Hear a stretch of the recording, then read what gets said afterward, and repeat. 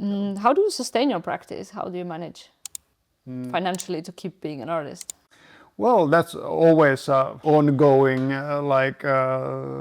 uncertainty with that. And now it's like, well, I just got a grant rejection notice from the government.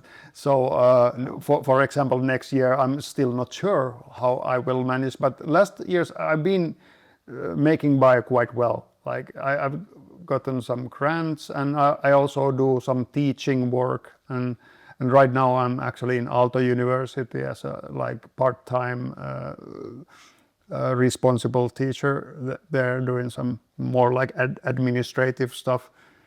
So you scrape by, and yeah. But it's, I know it's like for all the artists, it's this uncertainty is such a big problem, and you have, it's such stressful thing. Yeah.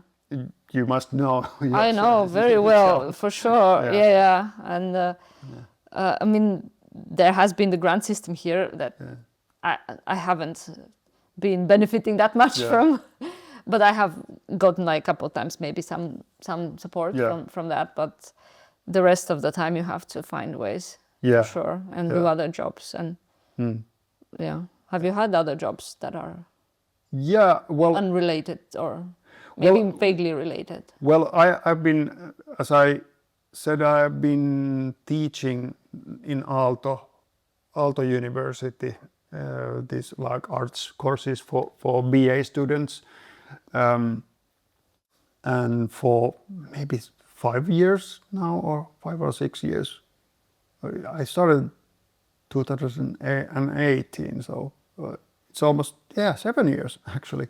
So, and I've been doing there like different kinds of jobs, like hourly teacher, and also I've been a couple of years as a responsible university teacher there.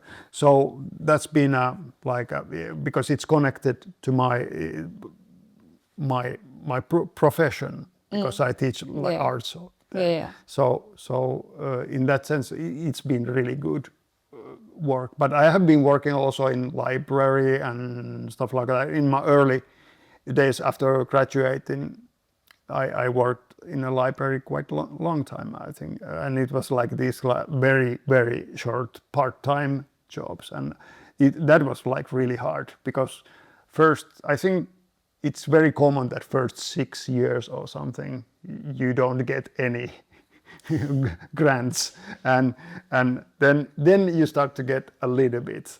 So are they just checking like, okay, this person graduated this year, and then let's see if they're serious about it? Yeah, I don't know. Sometimes I've thought that maybe they just say, not yet, not for you. Wait another year, then you can get näyttöapuraha. What is that in English? Well, or some shorter or project or project grant or something like that. And then it happened to me, at least, like little by little I started to get longer grants, and I actually managed to get like 5-year grant. So that's wonderful. Yeah, it was like I didn't. That's like hitting the jackpot. Yeah, it in was the like, lottery. Yeah, and I had to contact there, like, are you sure? Are you sure? Like, is this like really? Are you serious? And yeah, but yeah, and but still, if you get like a year working grant, it's still, you have this kind of like uncertainty, like after this is over, like what do I do? So it's you always have to struggle with that, and I've just have to accept that as a part of the profession. But lately I've been, of course, it's like as you get older, you start to be like, I don't know if it wears you down a bit. Wears you down a bit, yeah. So you start to feel like maybe I need to have some kind of more steady income, but I think my teaching work as a hourly teacher and these jobs have been helping quite a bit.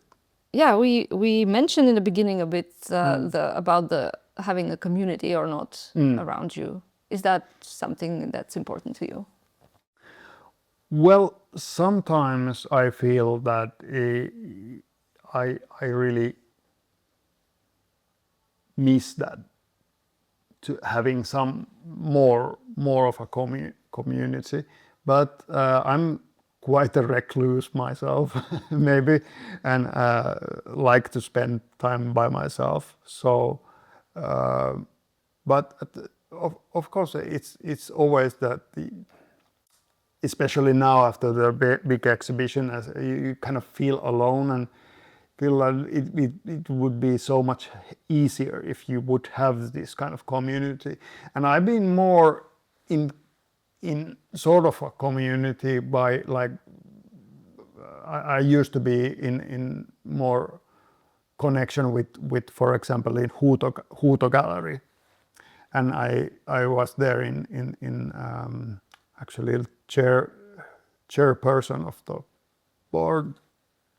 Oh yeah, I think I saw that information. I was there for some years, and also in the board I was quite many years there, and attending all these kind of also helping with there was a big thing with they had to move several times and renovate the building, so I was helping doing that. And there was a lot of work, but there was this kind of a sense of community there, for example. And I think I have lost that a bit because I haven't been in contact. I've been more doing things by myself, and it's sort of like hard to find once you kind of gotten used to being by yourself and just doing, and you just meet your friends, which is nice, of course, to meet your friends from time to time. And of course I invite my friends to my studio, and then we spend time here, and or I go to my friend's studio and spend time there. And this is some sort of community, but it's not a community in that sense that there's like, it's not like on a daily basis. Yeah.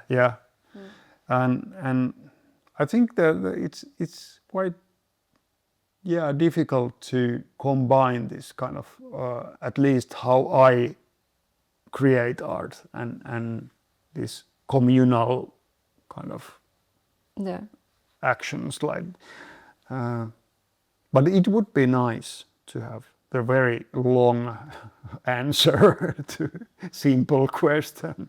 How about online communities or just like the online presence of you as an artist? How is that?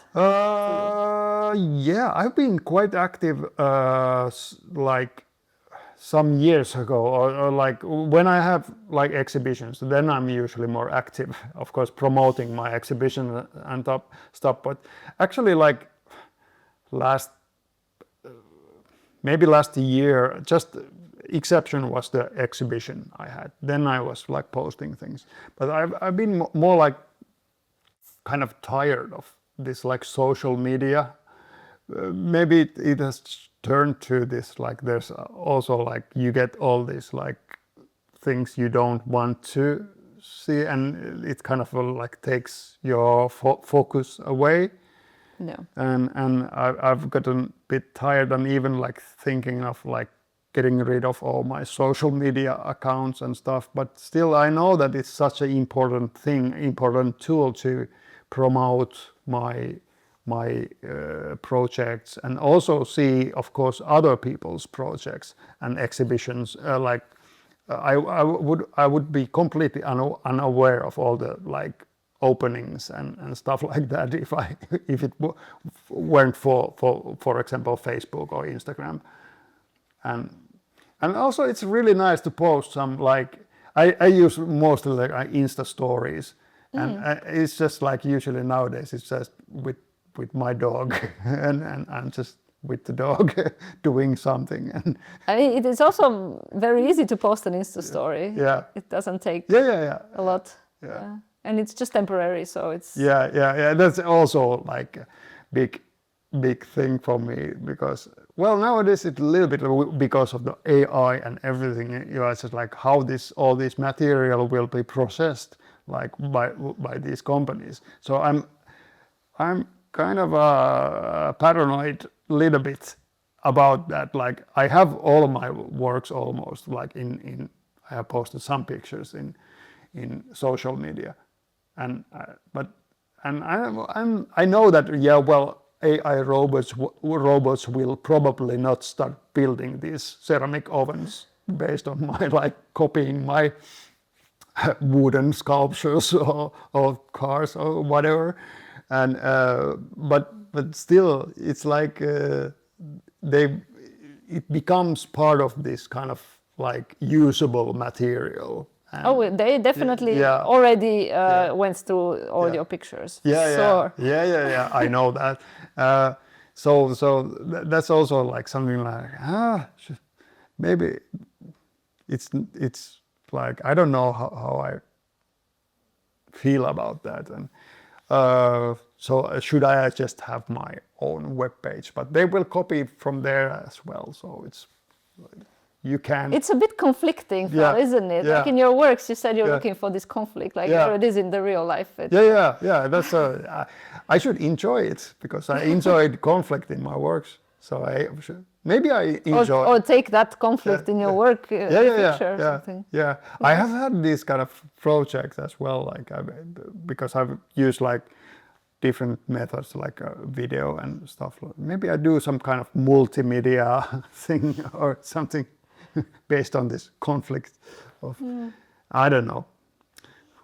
Maybe not.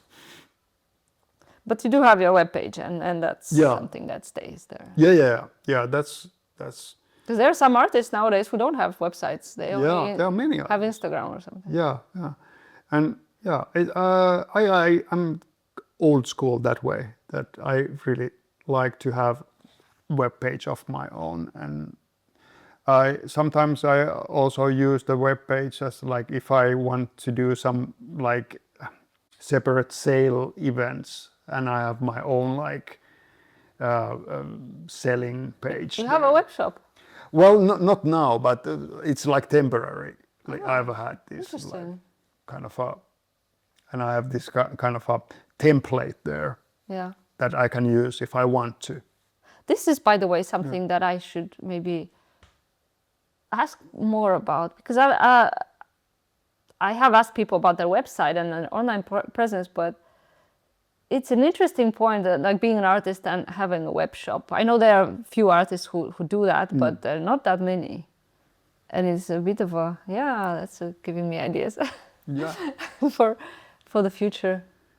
It's still seen a bit like iffy if an artist takes this into their own hands and has a web shop for their own work. Yeah, maybe it's just like the problem is that in context of web shops, usually the artists who have these web shops, they are more maybe like their main point is to sell their works, and maybe many artists don't want to like seem that way or something. But for me, it's like I don't have like web shop, like all like my portfolio page is separate. It's not a web shop, but I have just like hidden in there like this link that I can use if I want to do some kind of, if I'm desperate for money basically, or I want to cover some costs, or I actually like have quite a bit of like smaller works. It would be nice to sell them, of course, then I can use this, but to have this kind of web shop all the time, you just need to do it like in a way that that is not the main thing. It doesn't go overboard with the selling. And also this nowadays, of course, if you want to keep it like open web shop, you need to do quite a bit of work, so it's safe to use, and there's like all the things, and like technically it's I don't know, It's a bit complicated. yeah, yeah, there's like all these encryption things, and how do you do And that? how do you deal with the Yeah. people's data and Yeah, that kind of things. Yeah.